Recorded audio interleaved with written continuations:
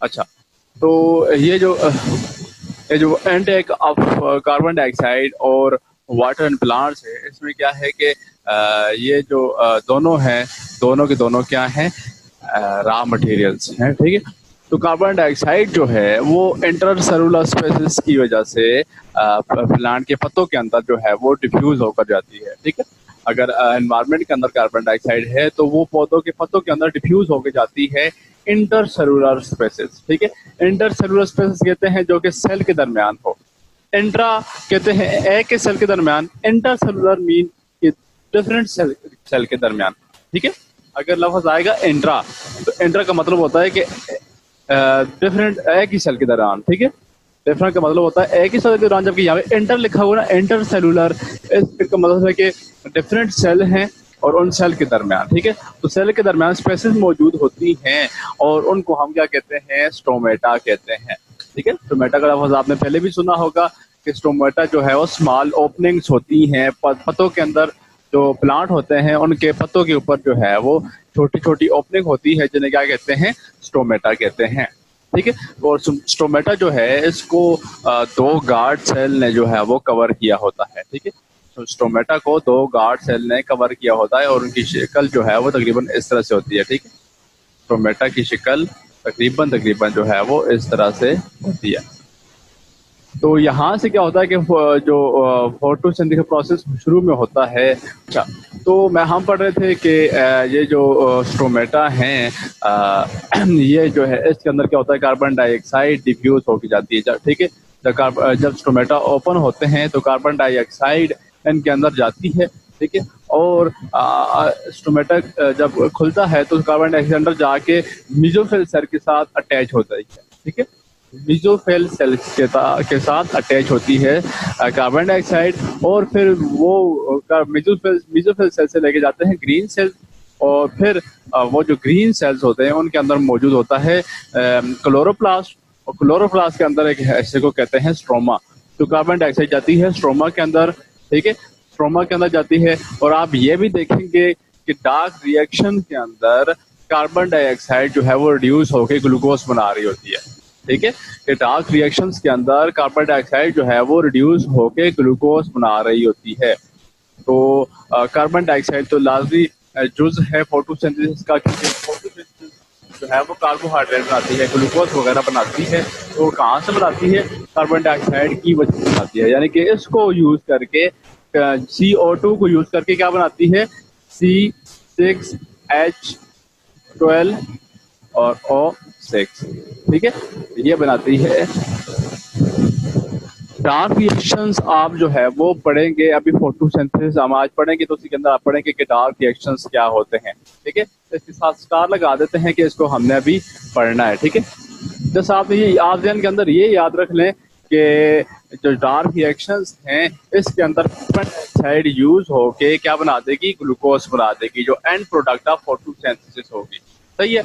अच्छा, जैसे वाटर की, तो वाटर तो आपको पता ही है कि रूट्स के जरिए जो है वो एब्जॉर्ब होता है प्लांट के अंदर, फिर जाइलम के जरिए जाता है स्टेम एंड लीव्स के अंदर, ठीक है। तो वाटर जो जाएगा जड़ों के जरिए, ठीक है। और इंटरनल स्ट्रक्चर की बात करें, ठीक है, तो जाइलम के जरिए जो कि वाटर की ट्रांसपोर्ट करता है पौधों के अंदर, ठीक है। एक होता है जाइलम और एक होता है फ्लोएम। तो जाइलम क्या करता है, वाटर की ट्रांसपोर्ट करता है पौधों के अंदर, जबकि फ्लोएम जो है वो फूड की ट्रांसपोर्ट करता है। तो जाइलम जो है वो स्टेम एंड लीव्स में लेकर जाएगा, ये जो जाइलम है ये स्टेम एंड लीव्स में लेके जाएगा वाटर को, ठीक है। और उससे क्या होगा कि ये वाटर जो है वो यूज हो जाएगा फोटोसिंथेसिस के प्रोसेस में भी, ठीक है। थोड़ा बहुत जो है वो फोटोसिंथेसिस के प्रोसेस में इस्तेमाल होता है थोड़ा, ठीक है, इतना ज्यादा यूज नहीं होता, बस थोड़ा सा यूज होता है। तो हम बात करते हैं कि वाटर जो है जो एब्जॉर्ब होता है पौधों के अंदर, वो कहाँ जाता है जी, उसके क्या बराबर, उसके साथ क्या होता है कि ज्यादातर जो है वो ट्रांसपायर्ड हो जाता है, यानी कि बुखारात की शक्ल में पौधों से बाहर निकल जाता है, ठीक है। ज्यादातर क्या होता है कि बुखारात की शक्ल में पौधों से बाहर निकल जाता है, जबकि कुछ जो है थोड़ा बहुत जो है वो फोटोसिंथेसिस के अंदर भी यूज हो जाता है, ठीक है। कुछ जो है वो फोटोसिंथेसिस के प्रोसेस में यूज हो जाता है। अच्छा, तो आज हम अभी हम पढ़ते हैं जी मैकेनिज्म ऑफ फोटोसिंथेसिस। ठीक है, मैकेनिज्म ऑफ फोटोसिंथेसिस। हम पढ़ रहे थे मैकेनिज्म ऑफ फोटोसिंथेसिस, और इसके अंदर दो रिएक्शंस होते हैं। एक होता है लाइट रिएक्शंस, ठीक है, एक होता है लाइट रिएक्शन और दूसरा होता है डार्क रिएक्शंस।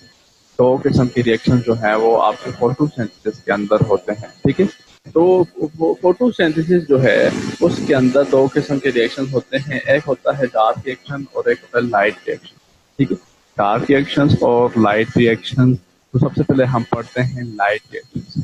ठीक है, सबसे पहले हम पढ़ते हैं लाइट रिएक्शन। लाइट रिएक्शन इनको क्यों कहते हैं कि इन रिएक्शन को होने के लिए आपको सनलाइट जो है वो लाजमी दरकार होती है। ठीक है, क्या चीज चाहिए होती है? सनलाइट। इसलिए इनको क्या कहते हैं? Light reaction. ठीक है, इनको क्या कहते हैं? लाइट रिएक्शंस कहते हैं।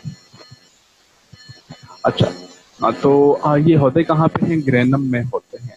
ग्रेनम अगर आपको याद हो तो यहाँ पे आपको ये नजर आ रहे हैं, ये टेक्स्ट जो पड़े हुए हैं। तो जो लाइट रिएक्शन हैं वो इनके अंदर होते हैं। ठीक है, वो इनके अंदर होते हैं। आपने इनको पहले पहले भी पढ़ा हुआ है, जब हम सेल स्ट्रक्चर एंड फंक्शन पढ़ रहे थे उसके अंदर आपने पढ़ा था कि ये इनको क्या कहते हैं? ग्रेनम कहते हैं। ठीक है, इस पूरे पैकेट को क्या कहते हैं? ग्रेनम कहते हैं। ठीक है, तो जो लाइट रिएक्शन है किसके अंदर होंगे? ग्रेनम के अंदर होंगे।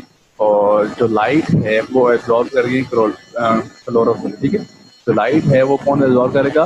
क्लोरोफिल एब्जॉर्ब करेंगे। और जब क्लोरोफिल एब्जॉर्ब कर लेगा लाइट को, सूरज की रोशनी जो आ रही है वो क्लोरोफिल के ऊपर पड़ेगी, क्लोरोफिल उस लाइट को रिजर्व कर लेगा। ठीक है, अब लाइट के अंदर क्या है? लाइट के अंदर है हीट वगैरह। ठीक है, लाइट के अंदर क्या है? हीट एनर्जी वगैरह है। तो इलेक्ट्रॉन जो है वो एक्साइट हो जाते हैं। जो क्लोरोफिल के अंदर इलेक्ट्रॉन होते हैं वो क्या हो जाते हैं? एक्साइट हो जाते हैं। एक्साइट होने के बाद जो है वो मूवमेंट करना शुरू कर देते हैं। ठीक है, एक जगह से दूसरी जगह, दूसरी जगह से तीसरी जगह जो है वो मूवमेंट करना शुरू कर देते हैं। अब इस मूवमेंट की वजह से क्या होता है कि एडीपी पहले से मौजूद होता है पौधों के अंदर, और फास्फेट ग्रुप भी मौजूद होता है। ठीक है, अब इनको मैंने कहा था कि जब दो मालिक्यूल आपस में जुड़ते हैं, एक बड़ा मालिक्यूल बनाते हैं, तो इनको एनर्जी चाहिए होती है। अब यहाँ पे इलेक्ट्रॉन जो एक्साइट हो गया था एनर्जी लेने की वजह से, वो अब आगे पीछे जाएगा तो अपनी एनर्जी जो है वो लॉस करता जाएगा। वो एनर्जी इनको मिलेगी। ठीक है, और एडीपी जो है एक और फास्फेट ग्रुप के साथ, ये फास्फेट ग्रुप है, ठीक है, एक और फास्फेट के साथ रिएक्शन करेगा। ठीक है, एक और फास्फेट के साथ रिएक्शन करेगा और एडीपी को फास्फेट में कन्वर्ट, एटीपी के अंदर जो है वो कन्वर्ट कर देगा। ठीक है, आपके पास एक एटीपी का मॉलिक्यूल बन जाएगा। ठीक है, तो इस तरह होता है जी। लाइट रिएक्शन के अंदर रिएक्शन के साथ एटीपी का मॉलिक्यूल बन गया। अब साथ में क्या है कि वाटर जो है, लाइट रिएक्शन में यही समझा रहा हूँ कि ये जो ग्रेनम है, ग्रेनम तो आपको पता है ना, क्लोरोप्लास्ट के अंदर ग्रेनम मौजूद होता है। ये डायग्राम मैंने आपको दिखाई दी, और ये आपको जो सिक्के से नजर आ रहे हैं इनको कंबाइनली क्या कहते हैं? ग्रेनम कहते हैं। ठीक है, ये जो थैलाकाइड नजर आ रहे हैं, थैलाकाइड एक प्लेट को कहते हैं। ठीक है, जैसे एक प्लेट को क्या कहते हैं? थैलाकाइड कहते हैं। और अगर सब प्लेटों को इकट्ठा कर लें तो फिर क्या कहते हैं? ग्रेनम कहते हैं। ठीक है, तो ग्रेनम के अंदर लाइट रिएक्शन होंगे, सूरज की रोशनी जब आएगी, ठीक है, दिन के अंदर अभी भी फोटोसिंथेसिस हो रही होगी पौधों के अंदर। ठीक है, तो सनलाइट जो है वो जब पड़ती है ग्रेनम के ऊपर, ठीक है, ग्रेनम के ऊपर सनलाइट पड़ती है तो होता क्या है कि उसके अंदर इलेक्ट्रॉन जो होते हैं ना वो एक्साइट हो जाते हैं। एक्साइट होने के बाद ये एक अपनी जगह छोड़ के आगे के पीछे घूमना शुरू कर देते हैं। ठीक है, बिल्कुल उसी तरह जब देखें जिस तरह आप किसी एक पत्थर उठा के बहुत सारे पत्थरों को मारते हैं, या स्नोकर में देखें एक गेंद जो है वो मारा जाता है और बाकी सारे गेंद जो है आगे पीछे जाना शुरू कर देते हैं। या जिस तरह कैरम बोर्ड के अंदर जो है एक बोर्ड जो है वो यूज की जाती है और बाकी जो है वो एक्साइट हो जाते हैं उसकी वजह से। ठीक है, इसी तरह जो है जब सूरज की रोशनी आती है तो इलेक्ट्रॉन जो है वो एक्साइट हो जाते हैं, वो आगे पीछे घूमते हैं और साथ साथ अपनी एनर्जी जो है जो उन्होंने सूरज से ली थी वो लॉस करना शुरू कर देते हैं। अब वो जो एनर्जी निकली है वो एडीपी, एडिनोसिन डाइफॉस्फेट इसका नाम होता है। ठीक है, एडिनोसिन डाइफॉस्फेट, डाई का मतलब होता है दो, और साथ में फास्फेट ग्रुप है। ठीक है, साथ में फास्फेट ग्रुप, ये दोनों आपस में रिएक्शन करते हैं और इलेक्ट्रॉन से एनर्जी लेते हैं और बना देते हैं एटीपी का मॉलिक्यूल, एडिनोसिन ट्राइफॉस्फेट। यहाँ पे कितने फास्फेट थे? दो फास्फेट थे। अब यहाँ पे कितने फास्फेट ग्रुप हो गए? तीन फास्फेट ग्रुप हो गए। यहाँ पे डाई था और यहाँ पे क्या हो गया? ट्राई हो गया। ठीक है, इसी तरह डाई फास्फेट से क्या होगा? ट्राई फास्फेट हो गया। अच्छा, अब हम बात करते हैं कि जो वाटर एब्जॉर्ब हुआ है जड़ों से उसका क्या होता है। ठीक है, तो वाटर जो है वो है वाटर टूट के एक हाइड्रोजन का मॉलिक्यूल देता है, साथ में एक ऑक्सीजन रिलीज करता है। ठीक है, ऑक्सीजन जो है पौधों से निकल जाती है। आपने देखा है कि पौधे जो है वो ऑक्सीजन रिलीज करते हैं दिन के बाद। लेकिन तो वो वही वाटर जो है वो ऑक्सीजन को रिलीज कर देता है, जबकि साथ में क्या है, एक हाइड्रोजन एटम दे देता है। अब हाइड्रोजन एटम क्या करता है कि पौधों के अंदर एक को एंजाइम पड़ा होता है जिसे कहते हैं NADP। ठीक है, ये को एंजाइम होता है जिसे क्या कहते हैं, NADP। तो ये हाइड्रोजन एटम जो कि वाटर से आया था, ठीक है, हाइड्रोजन एटम जो कि वाटर से आया था, अब ये क्या करेगा, ये रिड्यूस करेगा, यानी कि इसमें ऐड हो जाएगा और क्या बन जाएगा, NADPH हो जाएगा। ठीक है, NADPH हो गया।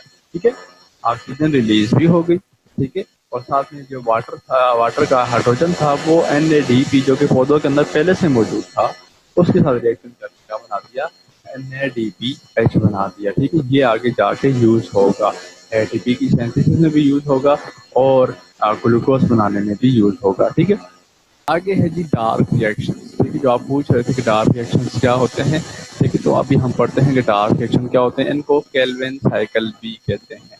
ठीक है, ये जो है केल्विन, इसके अंदर केल्विन साइकिल होता है। ठीक है, इसके अंदर क्या होता है, केल्विन साइकिल भी होता है। तो सबसे पहले डार्क रिएक्शन को डिस्कवर किया था मेल्विन केल्विन, एक नामी साइंटिस्ट था, उसने जो है डिस्कवर किया था कि डार्क रिएक्शन को। ठीक है, अच्छा ठीक है, आप रिप्लाई करना छोड़ दें, मैं आगे पढ़ाता हूँ। ठीक है, अच्छा, तो मेल्विन केल्विन नामी एक साइंटिस्ट था, उसने डिस्कवर किया था डार्क रिएक्शंस को। ठीक है, डार्क रिएक्शन की खास बात क्या होती है कि इनको सनलाइट नहीं चाहिए होती। इसका मतलब ये नहीं होता कि ये रात को होते हैं, दिन के वक्त भी होते हैं, लेकिन ये इंडिपेंडेंट ऑफ लाइट होते हैं, सनलाइट होते हैं। इनको सनलाइट जो है वो नहीं चाहिए होती है। ये यानी कि सूर्य की रोशनी हो या ना हो, ये रिएक्शन होते हैं। ठीक है, और कहाँ पे होते हैं, स्ट्रोमा के अंदर होते हैं। स्ट्रोमा भी आपको पता होना चाहिए कौन सी जगह है। ये जो आपको ये जो पीछे फ्लूइड नजर आ रहा है ये वाला, ठीक है, इसको क्या कहते हैं, स्ट्रोमा कहते हैं। ठीक है, लाइट रिएक्शन कहाँ पे हो रहे थे, यहाँ पे हो रहे थे। ठीक है, मैं लाइट रिएक्शन को जो है वो हाईलाइट कर देता हूँ इसके साथ। लाइट रिएक्शन जो है वो यहाँ पे हो रहे थे। जो है डार्क रिएक्शन वो कहाँ पे होंगी, वो यहाँ पे होंगे। ठीक है, वो इस फ्लूइड के अंदर होंगे। ये जो आपको साइडों के ऊपर एरिया नजर आ रहा है, ये है स्ट्रोमा। ठीक है, इसके अंदर होंगे डार्क रिएक्शन। ठीक है, इसके अंदर क्या होंगे, डार्क रिएक्शन होंगे, जबकि जो है लाइट रिएक्शन वो कहाँ पे हो रहे थे, वो यहाँ पे हो रहे थे। ठीक है, ये है ग्रेना। ठीक है, इनके अंदर क्या हो रहे थे, डार्क रिएक्शन, लाइट रिएक्शन हो रहे थे इसके अंदर। ठीक है, लाइट रिएक्शन हो रहे थे इसके अंदर और डार्क रिएक्शन हो रहे थे। डार्क रिएक्शन होंगे बाहर। ठीक है,